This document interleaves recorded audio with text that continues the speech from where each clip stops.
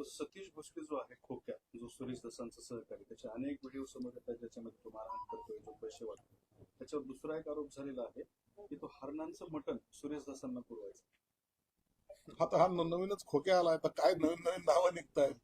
हा नवीन खोक्या आलाय, तो नोटा उधळतोय काय, त्याचं वय किती 30, नोटा उधळतोय लाखोच्या.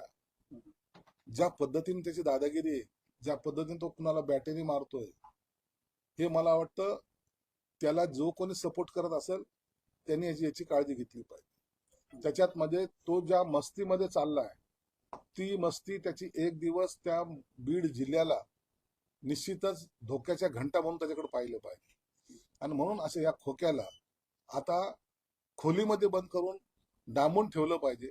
आणि तो निघता कामाने याची काळजी हे सरकार निश्चित घेईल.